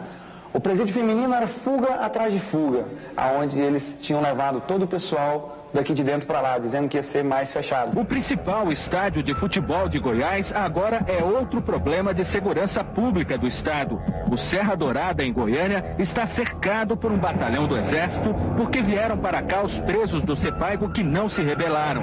Mais de 400 detentos já foram transferidos. O presídio feminino onde eles estavam não oferecia condições para abrigá-los. Vários túneis para a fuga estão aparecendo até nos pés da polícia. Apesar disso e da rebelião, o comandante da PM diz que a população não tem o que temer. Nós temos lá efetivo e armamento suficiente. E as instalações lá são seguras para esta emergência. E quando eles levaram para o Serra Dourada para dar mais segurança, aí que eles perderam o controle mesmo. Acabou tendo um homicídio e várias tentativas de fugas lá do Serra Dourada também. Um fato interessante da rebelião aqui era a organização que a gente tinha e que a gente imperava aqui embaixo. Limpeza, lavagem de roupa, banho e principalmente a segurança. Eles tinham medo também de morrer, porque não era só nós, não. Quando acontecia um negócio, todos eles se recolhiam na cela e fechavam a cela. Se a ala norte visse uma invasão da polícia da ala norte, ele avisaria a 310 avisaria aqui dentro e a gente se lacrava. Preocupação muito grande dos prisioneiros, dos amotinados, com relação à possível invasão. Naqueles 3 primeiros dias, até sábado, o clima não era de pavor só por nós, não, mas por eles também. Não há invasão, não há nenhum preparo de invasão, eu não estaria aqui para isso. A caixa d'água tinha uma visão ampla de todos os pontos de vigília.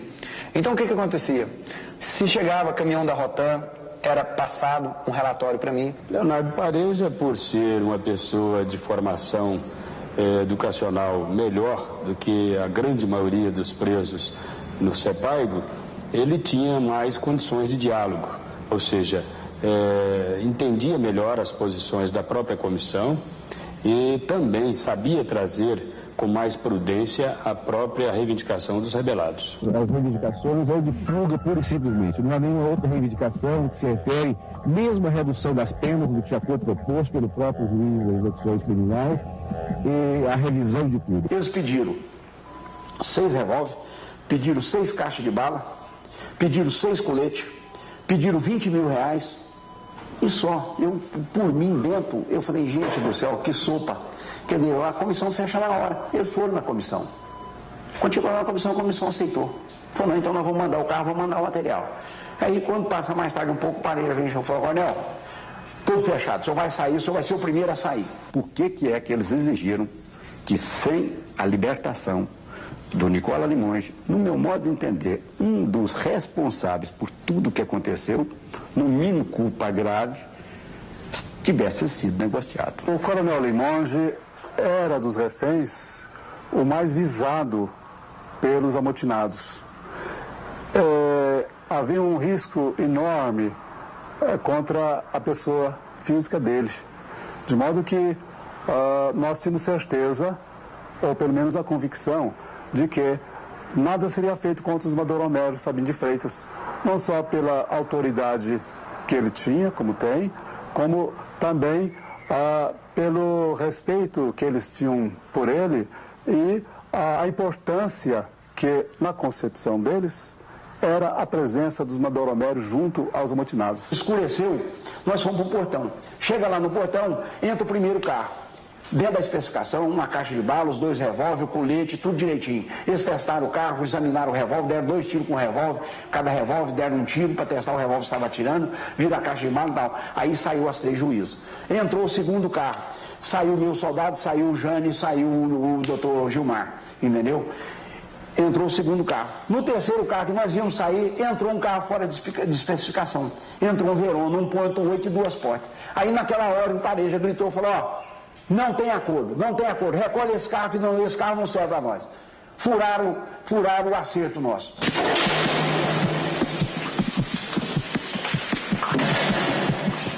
Eles se armaram com 4 revólver, com 2 caixas de bala, 100 tiros, armaram com 2 coletes e 2 carros ficaram lá dentro, um Tempra e um Santana. A polícia do lado de fora tinha metralhadora, fuzil, escopeta, tínhamos e dispunhamos, se precisasse, helicóptero, bombas. Numa situação de confronto, eles perderiam a parada, logicamente, em 2 minutos. E quantas vezes eles chegaram com um revólver na cabeça nossa, naquela noite, até 1h da manhã, entendeu? Me pôr no revólver na cabeça, aqui, ó, Coronel, você não vai sair dessa não, nós vamos te matar e jogar lá dentro no portão da guarda lá, para eles poderem brincar com nós, aprender a brincar com nós. Quando eu subi para cima da caixa d'água, outra coisa interessante, eu pedi com o Veriano, que era um da Rebelião, falei, Veriano, traz um violão para mim, olha só, eu subi 15 metros de altura com um violão e uma bandeira, eu falei, vamos botar a bandeira aqui. E qual a comunicação que eu queria passar em cima da caixa d'água? Eu tocando violão e uma bandeira do Brasil estendida, que ali tinham brasileiros não presos e todo mundo tinha sentimento, porque quem gosta de tocar um violão, ele tem sentimento, ele tem carinho, ele gosta de se expressar.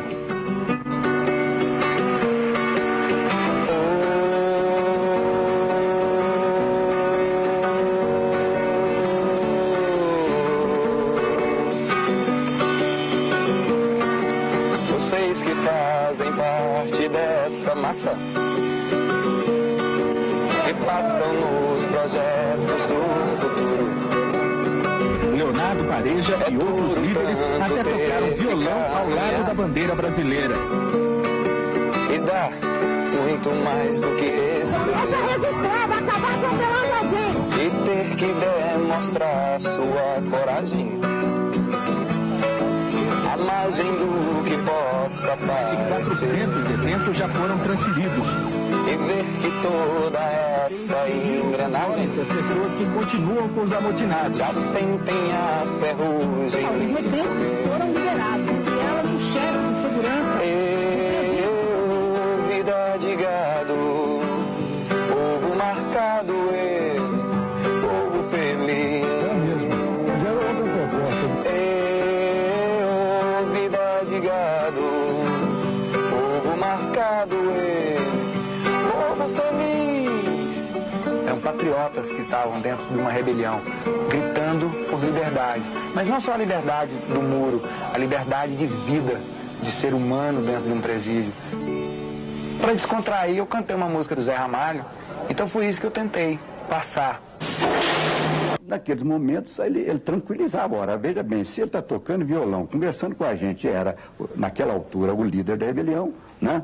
Então eu dizia para ele, olha, você também está muito intransigente lá nas negociações. Às vezes ele falava, agora só negocia amanhã às 8 horas. Volta a negociar, Pareja, volta a negociar com eles, que se Deus quiser o trem vai dar certo, rapaz. Você já viu que uma parte já foi atingida, por um carro lá deu esse problema, o defeito só foi o carro, senão tinha acontecido tudo normal. Mauri Carioca também foi um pombo correio, como eu disse. Ele ia e vinha com boas notícias. E o Pareja falou, então de tarde nós vamos lá.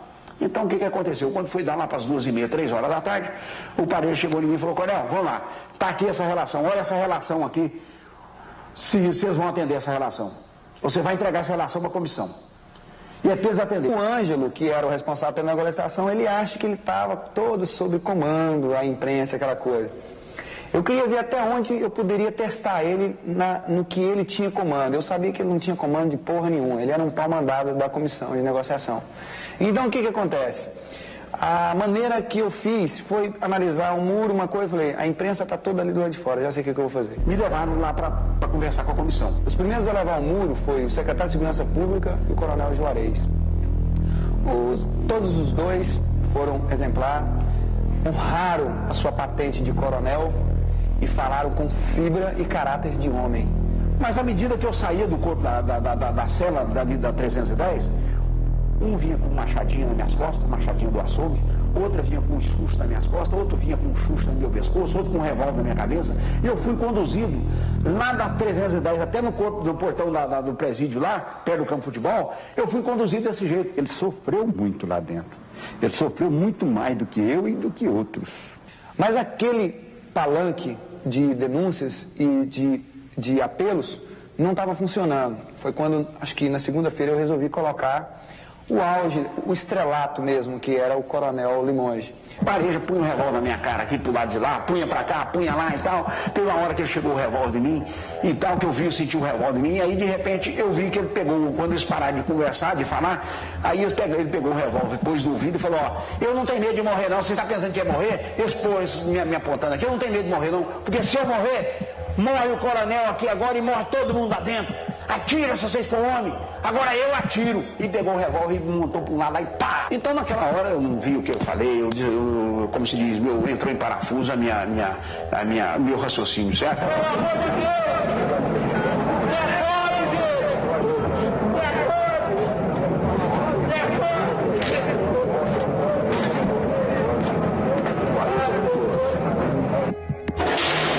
Ele chorou no muro. E quando ele desceu da escada, ele falou simplesmente, ele pegou a camisa dele, enxugou aquelas lágrimas de crocodilo e falou assim, vocês gostaram? Representei legal? Então tá bom, gente, vamos descer lá para baixo que eu quero ver na televisão o que aconteceu. Depois entrou na nossa cela e afirmou taxativamente que com certeza ele seria contratado pela Globo como se aquilo ali tivesse sido uma simulação. E um dos presos, então, me comentou, tá vendo, desembargador, quem é que nos dirigia? Naquele momento, eu não tive praticamente assim o que comentar. Se eu comentei, eu estava com a cabeça a mil, que eu não lembro o que eu falei, certo? O fato dele ter subido lá e falado aquilo, eu não condenaria. Só não gostei do comentário a posteriori. Porque, sem dúvida nenhuma, aquele ato abreviou as negociações.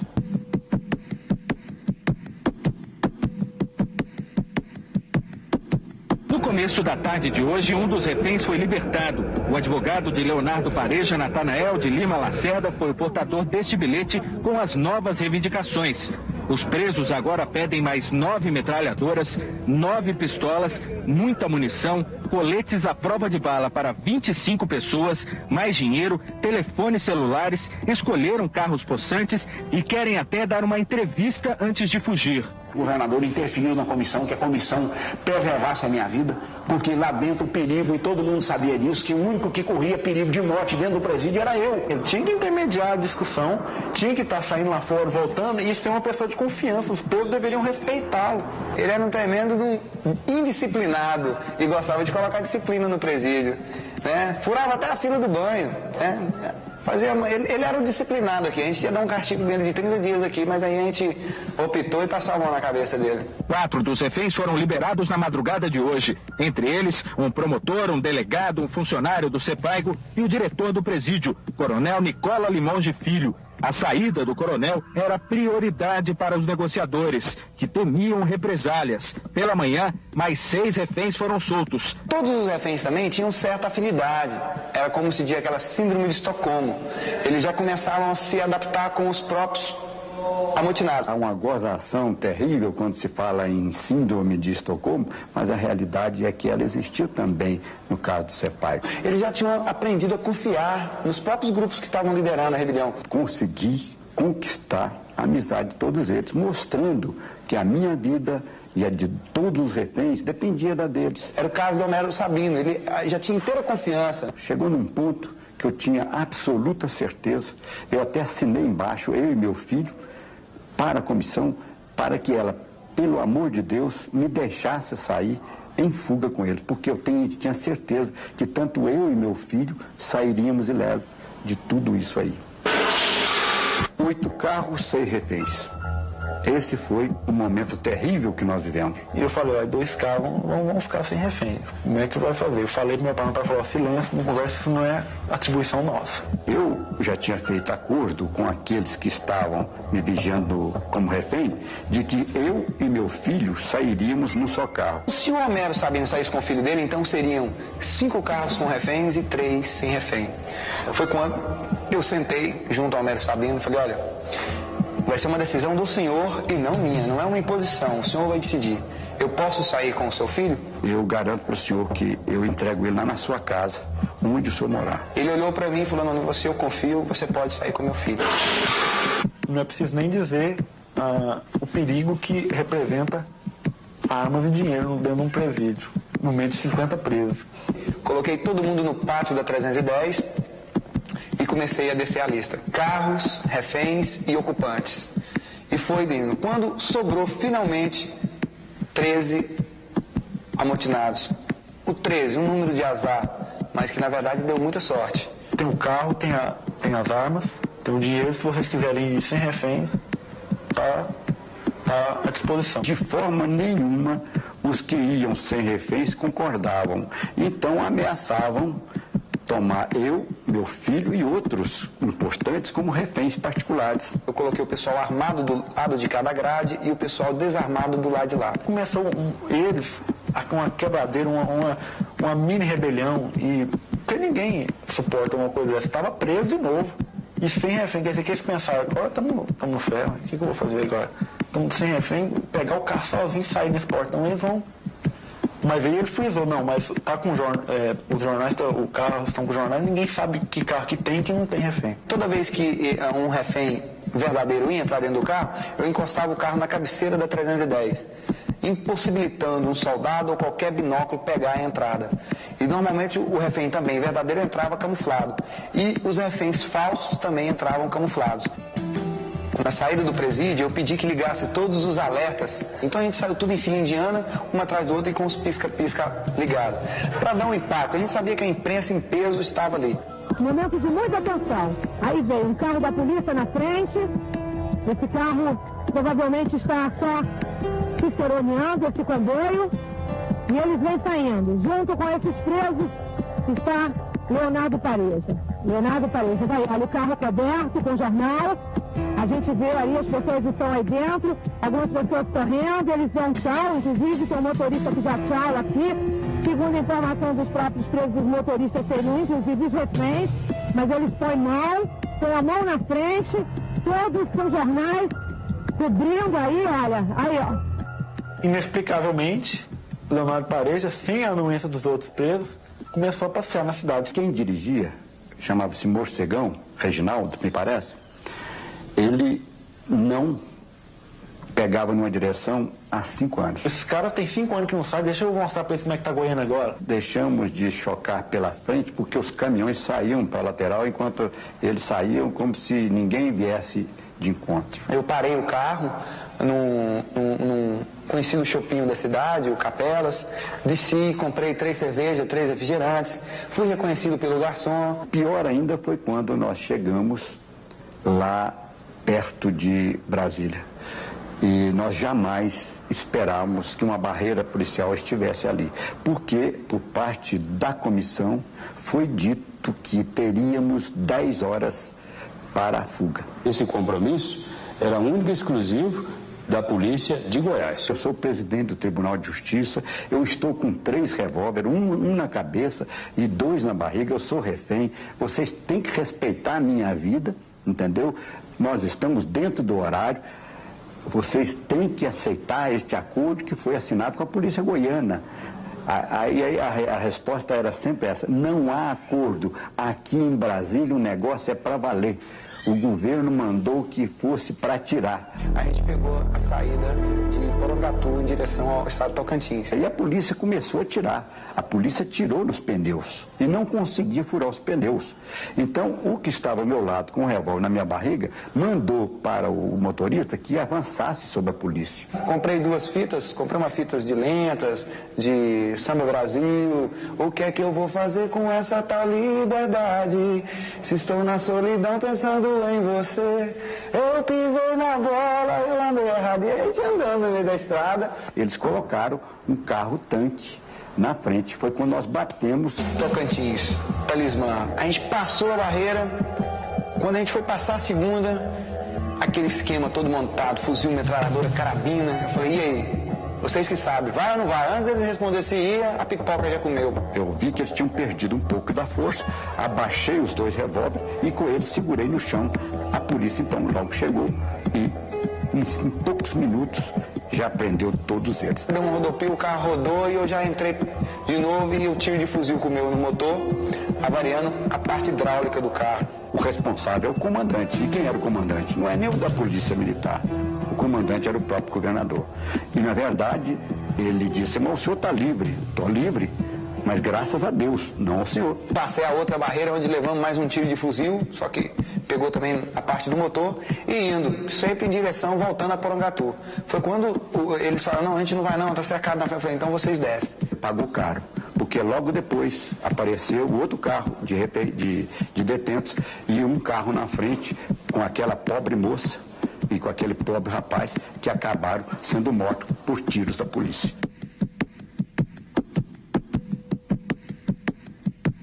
Deixou os 4 detentos no mato, voltou comigo e me deu um colete à prova de bala. Eles não podiam atirar antes de tentar uma primeira negociação. No momento que nós entramos no posto Mirim, próximo ao Porangatu, ele começou a pleitear, a tentar uma carona para chegar até Goiânia. Fiz questão de testemunhar que a irresponsabilidade do comando, não da polícia de Brasília, porque o policial que atirou na moça falou, eu recebi ordem para atirar. E você entrega para o juiz ou para o delegado, vou conseguir o juiz aqui. Fomos para dentro do bar lá e eu com a arma em punho. No momento que eu consegui o contato aqui, começou a polícia chegar, carro da polícia e rodear. Ele falou, devolve a arma aqui, só para me garantir aqui, pegou a arma e pôs aqui assim, ó. Ele falou que se entrega aqui só se vier o juiz. Pro delegado ele não vai entregar. Isso aqui é para matar vocês. Isso aqui não é para machucar ele, não. Disse, frisou bem, porque estava perigoso ter tiro, porque estava armando mira. O juiz de Porangatu chegou, eu preferi ir com o juiz de Porangatu. Só que na mão da polícia, nunca na minha vida eu vou me entregar. Só me entrego na mão de juiz ou alguém da justiça. Mas polícia só me pega morto.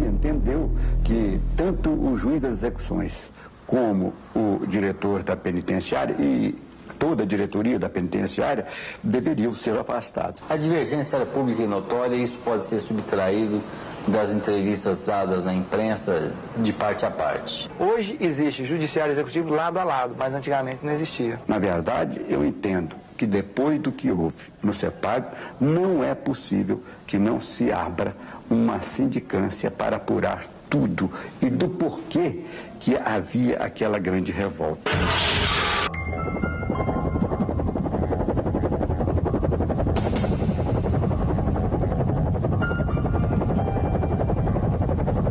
Eu cheguei aqui com o lema de mudar o que tinha que ser mudado e fazer aquilo que tinha que ser feito, e assim estou aqui até hoje. O Coronel Vilmondes, que está fazendo um trabalho junto com o Judiciário, nós já fizemos um plano de ação em que entra que o Estado aderiu, e entra imediatamente uma escola primária lá dentro. Essa aí tá melhor, dá mais atenção para os presos, o coronel desce direto aqui embaixo.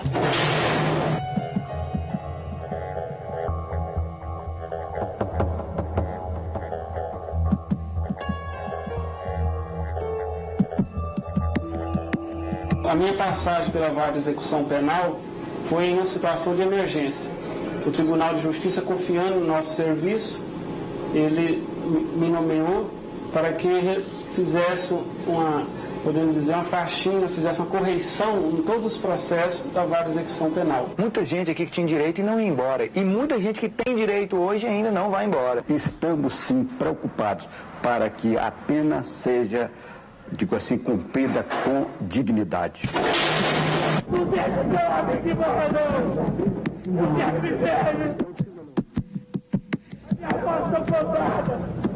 Valeu a pena a rebelião? Valeu para mostrar que tem que mudar. Se não mudar, pode ter certeza que vai acontecer outra rebelião. Em qualquer parte do Brasil, não no CEPAG, não. O CEPAG eu acho que é um caso na página virada. É muito importante dizer que o Leonardo é uma pessoa que tem uma perturbação séria, né? Ele tem uma tensão com muitos temores subjetivos e que ele precisa, nessa atuação dele, descarregar essas tensões numa atitude, num desafio, numa ação, num assalto. Junto com isso tudo, o Leonardo tem um discurso muito articulado, né? Ele fala muito bem, ele pensa muito bem, ele é inteligente. E isso dá um poder a ele de coordenação muito grande. Ele não é à toa que ele liderou a rebelião, que ele é líder dos presos. Ele tem esse poder, realmente. A notícia que nós tínhamos é que ele corria risco de vida. E eu entendo que esse risco não está totalmente afastado. Ainda existe uma possibilidade, como todo presídio existe. Medo de morrer lá dentro não, mas isso é meio complicado. Nesse primeiro momento seria muito importante ele viver longe de outros criminosos. Pode acontecer um tumulto devido à minha volta por lá, porque vão estar presos que eu convenci a sair com poucos armamentos, vão estar lá dentro, então eles vão se revoltar contra mim. Ah, cara, a gente devia ter saído com uma metralhadora, você fez eu sair com um revólver, e pode acontecer um tumulto. E o 7º Batalhão não era meu lugar, lá era um peixe fora d'água. Eu fiquei lá a pedido do meu advogado, Natanael, a pedido de muita gente, e porque estava uma certa tensão aqui no CEPAG mesmo, não só para mim, como para todos da rebelião. Ele, quando estava no 7º Batalhão, ele não estava tendo o que a lei de execuções penais estabelece. Lá eram bandidos mais sofisticados, eu não era bandido para estar lá não, eu era bandido para estar aqui. Outros presos recebiam visita normalmente, por que o Leonardo não recebia visita? Então estava havendo uma discriminação. As notícias que eu estava tendo aqui do pessoal do CEPAG, olha, aqui está tranquilo, você pode vir que a gente resolve qualquer bronca sua. Então, 2 caminhos eu observava. Um, fazer com que a lei de execução penal fosse efetivamente cumprida no 7º Batalhão, ou que ele fosse removido para outra dependência, que não o CEPAG. Tinha um certo cidadão que tinha um certo recalque comigo aqui, que era o Amaury Gomes de Oliveira, que é o Carioca, e o Chulé, o Onei Severino. Nunca existiu essa divergência. Isso aí foi só uma matéria de jornal, né? Repórteres e jornalistas sensacionalistas, tá? Que tentaram deturpar o nosso relacionamento. Demorou resolver o problema. O que resolveu o problema era eliminar o Chulé.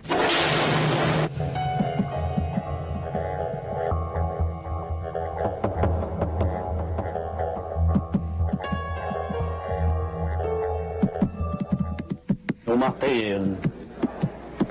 Foi Foi que eu cheguei aqui, nós estávamos na DEIC junto. Cheguei lá na DEIC, ele já estava na DEIC, ele já começou uma conspiração comigo de lá. Que eles estavam falando que ia matar o Leonardo de lá, daí eu falando que não ia acontecer isso. Mas o Chulé não morreu por causa de mim. Eu fui um dos motivos. Primeiro porque eu sou primo do Marco Aurélio, amigo, companheiro de sofrimento. Depois porque ele estava pressionando quase a ala B inteira, oprimindo, querendo mandar na ala. Então, eu com todas as informações que eu tinha dentro do 7º Batalhão, não havia mais necessidade de eu me manter lá. Eu já tinha feito vários pedidos para o meu advogado, eu tinha feito pedidos para o juiz, já tinha feito pedidos para o Deus e o mundo, só faltava pedir para o capeta.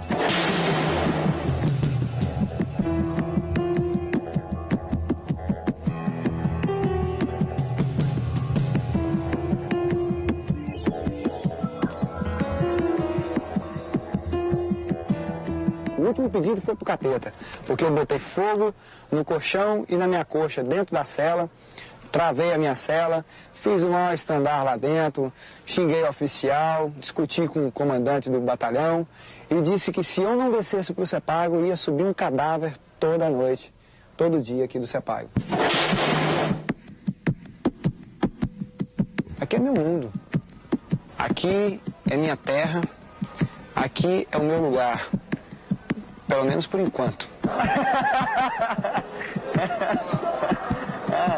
É aqui que eu tenho que viver. É aqui que eu sei lidar com tudo que eu aprendi até hoje no mundo do crime. É aqui que eu sei ter voz de comando, eu sei ouvir e eu sei dar ordens também. E o 7º Batalhão não era meu lugar. Então, cada qual no seu lugar. Aqui é o meu lugar.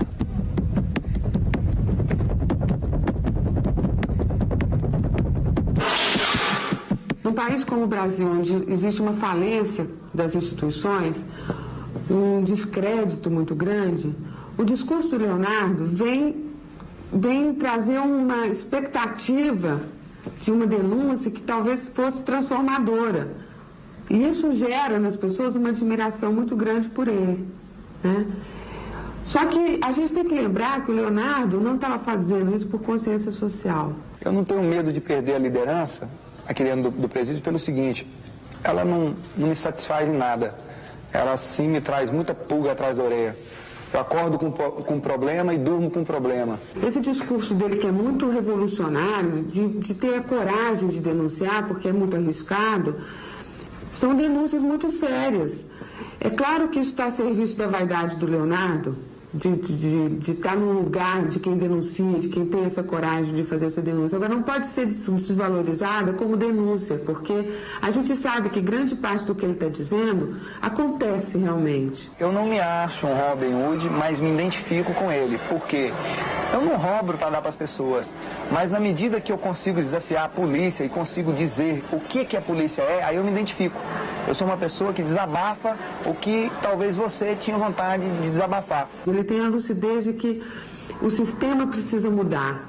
E ele, como porta-voz dessa minoria, dessa população que é mais oprimida, ele ganha um lugar de destaque que envaidece ele muito, né? Vai falar muito próximo do narcisismo dele, esse lugar de herói, de pessoa corajosa que está defendendo os pobres e oprimidos. A necessidade de chocar era permanente, o desejo de fama evidente. Talvez Leonardo soubesse que escrevia uma história curta e exagerou para torná-la inesquecível.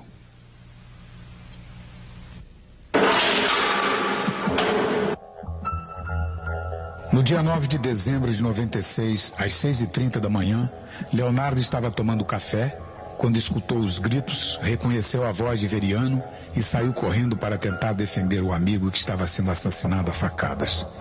Quando chegou lá, não houve tempo para nada. Foi fuzilado com 8 tiros por 5 companheiros de prisão, entre os quais Eduardinho, cuja lealdade jamais colocaram em dúvida. Faz tudo por ele, até mato. E o Oripim disparou 3 tiros no peito dele, eu peguei a arma e disparei 4 tiros nele, na cabeça e nos peitos. Leonardo Pareja tombou morto na hora. Eu considerava demais, igual meu irmão, sabe? O cara me traiu, estava me usando como uma cobaia, queria que eu tomasse a cadeia de assalto. Eu não queria fazer isso mais. Sua vida bandida, polêmica e meteórica chegava ao fim e ganhava novamente todos os espaços da mídia.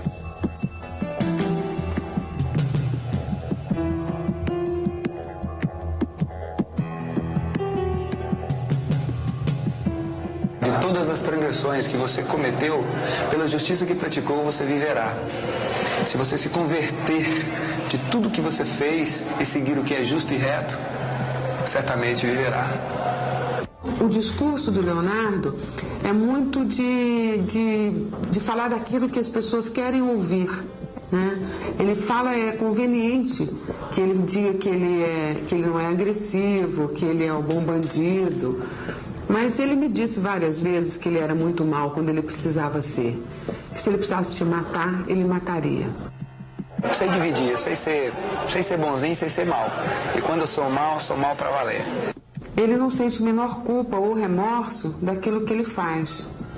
Se o presidente da República tinha um preço, quem é que não tem preço nesse nosso mundo? Ele é capaz de atos como matar sem sentir culpa. A minha segurança aqui é o que eu te falo, é a amizade que vive em volta de mim, são os meus amigos em volta de mim. Porque eu não ando armado no presídio, mas eles andam. Ele pensava que, não matando, ele teria uma imagem melhor. Quer dizer, o desejo dele estava a serviço dele mesmo o tempo inteiro. Ele não estava preocupado com o outro. Acho que se não fosse o perigo, eu estava morto. Porque o perigo é o que me faz viver. Leonardo Pareja, quando contava para mim os feitos dele, né, as façanhas, eu sentia que tinha uma tendência ao exagero. A derrota é um ponto de partida. Quando você é derrotado, você começa tudo novamente. As pessoas que liam ou que ouviam as entrevistas do Leonardo também caíam nessa fascinação por ele, porque era muito fascinante o que ele contava, era muito heróico demais para as pessoas não ficarem fascinadas. Só jogo para vencer, nunca jogo para perder. E nunca perdi quando joguei. Eu confio a minha vida ao Chaz, eu confio a minha vida ao Eduardo Rodrigues Siqueira, eu confio a minha vida ao Churrasqueiro, ao Marco Aurélio. Esses eu sei que se um dia eu tirar eles da cadeia, eles me tiram de graça. Busca, me busca. É muito importante a gente poder enxergar o Leonardo com a dimensão que ele tinha. Não como um herói, mas uma pessoa que estava ao seu próprio serviço, a serviço do seu próprio desejo. Bobo é aquele do homem que confia no homem. Começou na traição, que eu sou viciado em drogas, começou a me desprezar por causa da droga, então o cara não é meu amigo, não. Eu pus certeza na cabeça que era traição, decidi matar. Matei um sem vergonha que pela sociedade era um rei, né? Um bandido herói pela sociedade, e não era nada disso, era tremendo matador dentro da cadeia, um covarde, espancador de fogo. Eu estava que nem uma criança lá dentro, dominada por ele, não aguentei mais, fui muito humilhado. Logo depois da morte dos 3 presidiários, os autores do crime se apresentaram para a segurança. São eles: Ivan Cassiano, Eurípides Dutra, José Carlos dos Santos, Raimundo Pereira e Eduardo Rodrigues. Não estava planejada, não.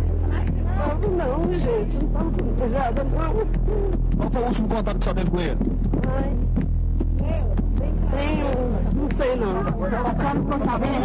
Estou sabendo agora, 1 hora atrás. Você falou com ele por último quando?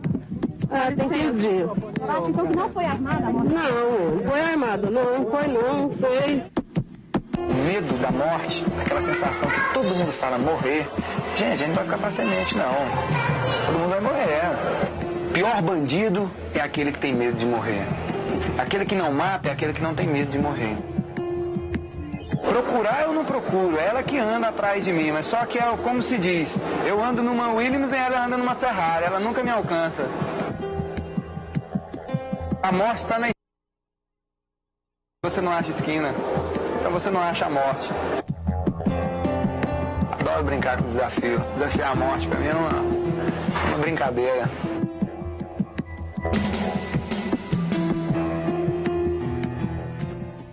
E às vezes eu acho que meu espírito já está preparado para essa morte.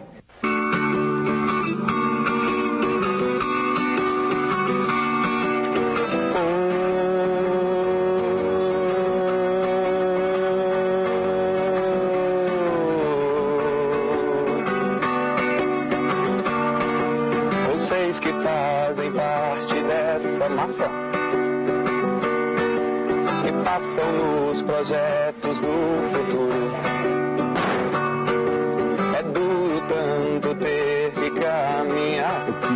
fazer igual eu fiz uma madeira ali. Eu queria cravar 100 facadas. E ter que demonstrar sua coragem. Aqui em Goiás eu nunca tive essa preocupação do que possa parecer. E ver que toda essa engrenagem foi quando eu tomei o tiro. Já sentem a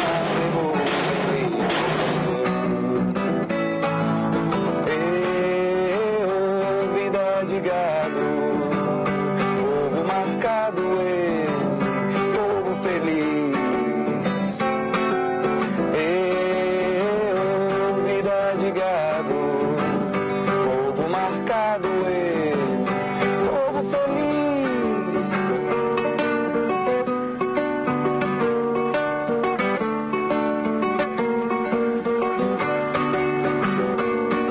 Lá fora faz o tempo confortável.